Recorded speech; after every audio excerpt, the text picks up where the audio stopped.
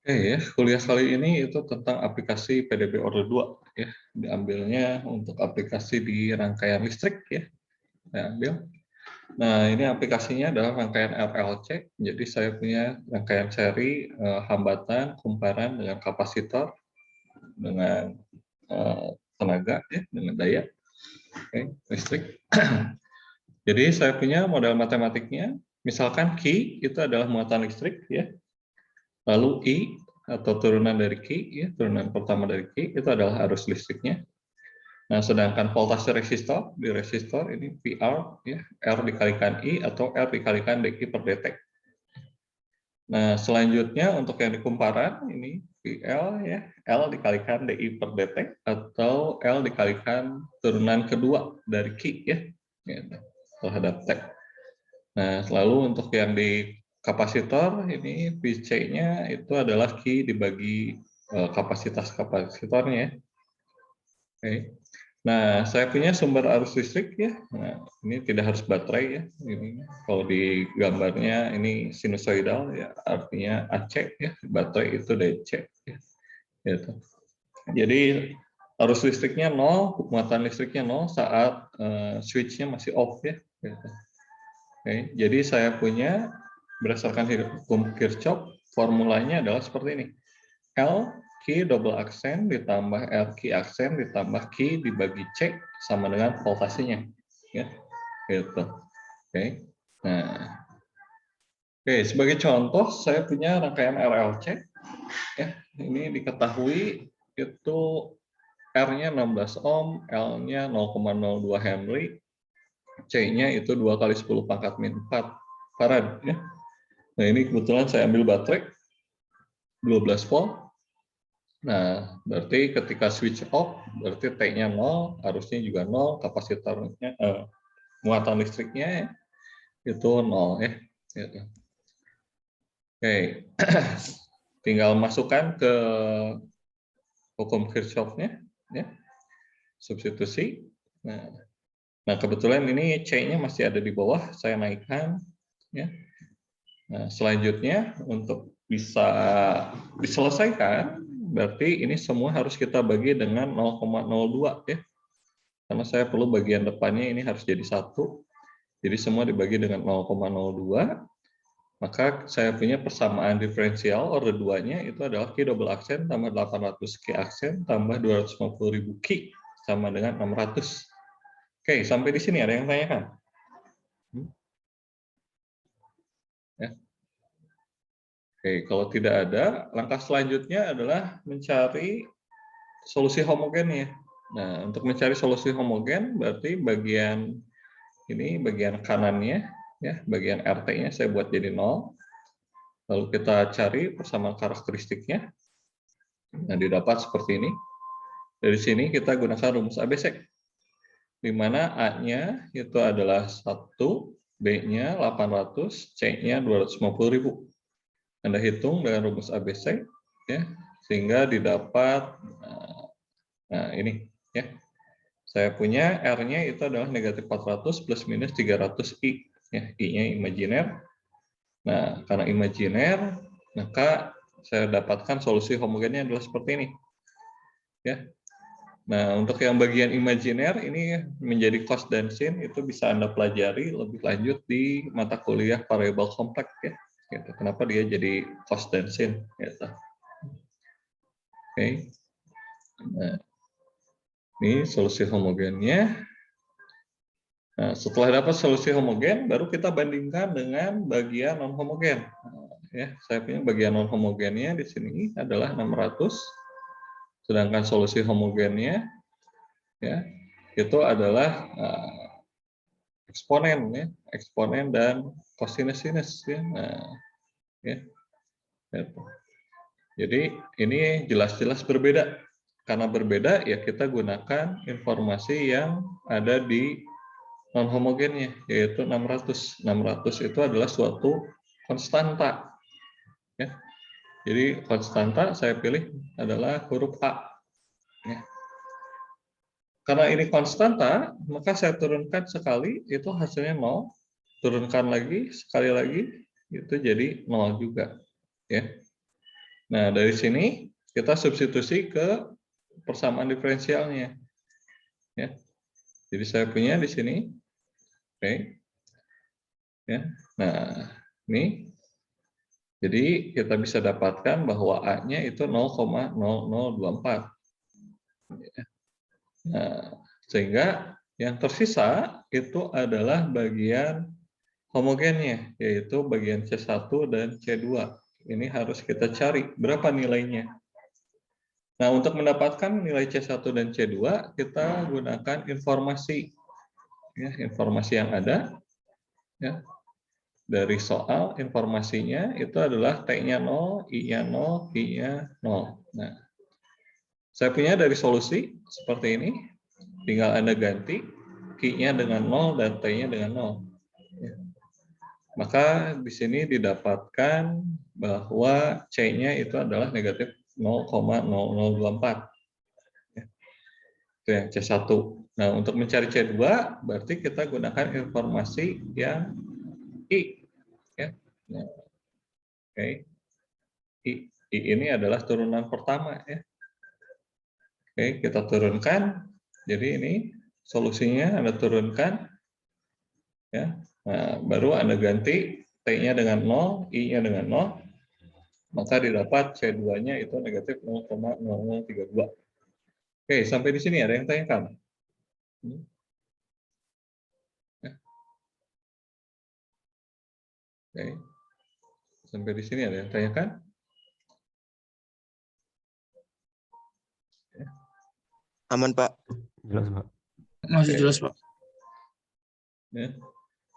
Nah, selanjutnya ya, setelah didapatkan, nah ini ya, kita dapatkan nilai C1, C2-nya. Nah, yang ditanyakan itu adalah arus. Nah, karena saya sudah punya persamaan muatan listriknya, berarti kita cari arus listriknya. Tinggal Anda turunkan. Ya, sehingga hasil turunannya itu adalah 2 eksponen negatif 400T sinus 300T. Ya. Oke, sampai di sini ada yang tanyakan?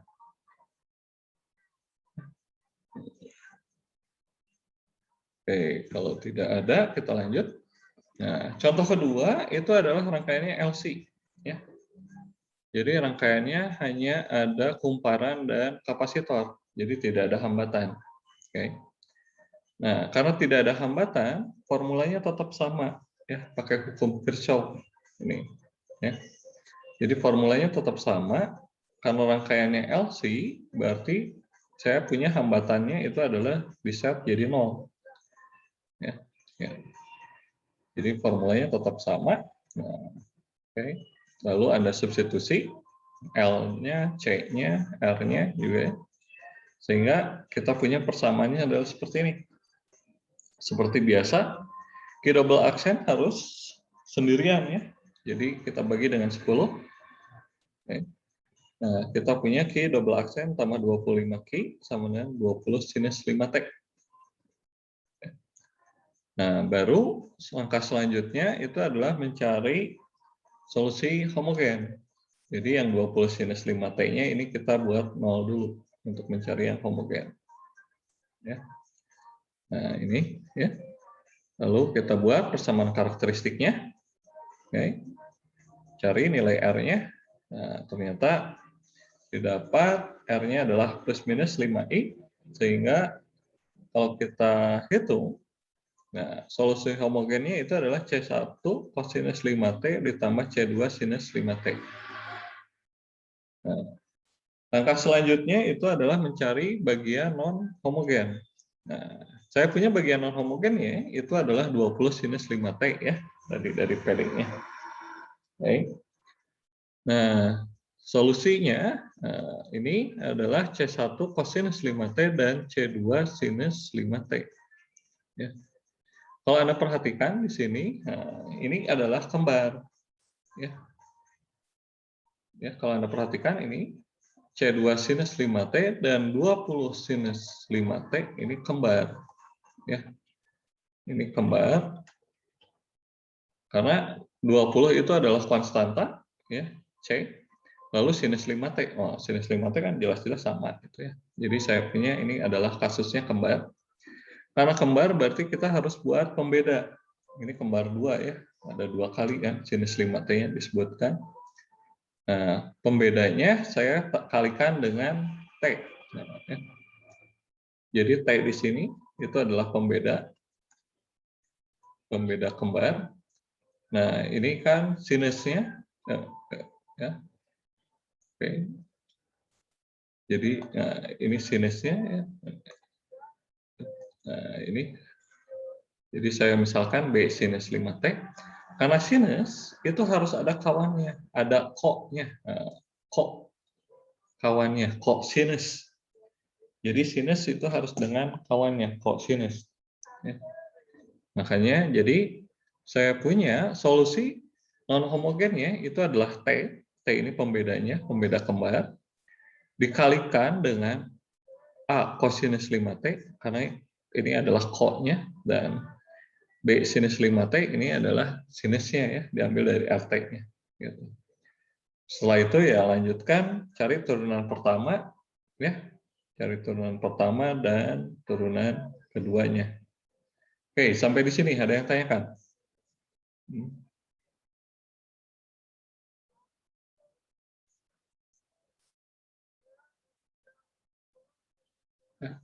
Oke, kalau tidak ada, ya tinggal Anda substitusikan ke PD-nya. Ya. Nah, ini yang atas, kurung kurawal yang pertama, itu yang key double accent, yang bawah, ini adalah yang key-nya. Nah, di sini, ya, saya punya tambahan. Nah, ini kan 20 sinus 5T. Karena harus ada ko-nya, ini kan, ya, jadi saya tambahkan dengan 0 kosinus 5T. Ini 0 dikalikan kosinus 5T kan hasilnya 0. 0 ditambahkan sinus 5T ya hasilnya ya ini 20 sinus 5T ya. Gitu. Oke. Ya. Jadi seperti itu. Oke. Nah, baru kita kelompokkan ya. Kelompokkan sehingga di sini saya punya negatif 10A itu sama dengan 20. Lalu yang 10B itu sama dengan 0. Nah, maka saya bisa dapatkan A-nya itu negatif 2, B-nya adalah 0. Jadi, hasilnya adalah seperti ini. Nah, oke, sampai di sini. Ada yang tanyakan? Ya, oke. Belum, Pak. Saya ingin bertanya, Pak. Oke, silakan. Itu Pak, buat penambahan 0 cos 5T-nya, apakah itu benar-benar sangat berpengaruh, Pak? Misalkan Ya, kalau kita nggak pakai 0 cos 5T gitu, Pak. Ada perbedaan tidak, Pak? ya, kalau tanpa ada ini, ya, ini kan berarti saya punya yang bagian cos, ya. Jadi kalau saya tuliskan, nah ini. Ya. Jadi kan saya punya, ya kalau Anda tulis yang ini kan, ini adalah hasilnya. Jadi saya punya negatif 10A sin 5T ditambah 10B cos 5T. Ini sama dengan 20 sin 5T. Berapa nilai A dan B-nya? Ya. Oke, berapa nilai A dan B-nya? Kalau saya punya seperti ini. Gitu. Saya punya negatif 10A sinus 5T ditambah 10B cosinus 5T sama dengan 20 sin 5T. Berapa nilai A dan B-nya? Ya. Iya, Pak. Ya. Ya. Kalau kita lihat kan di sini ini sinus. Ini sinus. Depannya kan ada negatif 10A sama dengan 20. Berarti A-nya ini adalah negatif 2. Lalu yang ini bagaimana? Ya tinggal Anda tulis sebenarnya 10B sama dengan kosinus 5T sama dengan 0. Maka B sama dengan apa? Ya. B sama 10. Oke.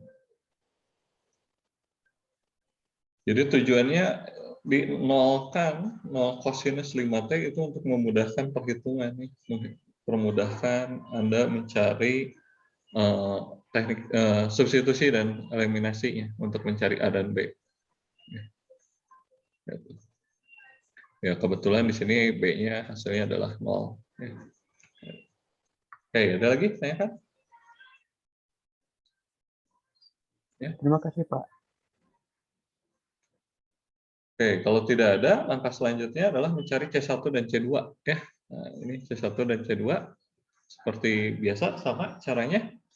Ya, yaitu ketika T-nya 0, Q-nya 0. Nah, ganti. Nah, ini ya, dia dapat C1-nya 0. Lalu informasi kedua itu adalah ketika I-nya 0, ya, I-nya 0, T-nya 0. Nah, berarti saya turunkan dulu.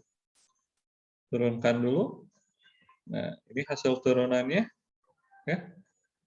Lalu Anda masukkan ketika T-nya 0 dan I-nya 0, maka didapat C2-nya itu adalah 2/5. Oke. Ya, ini tinggal substitusi saja.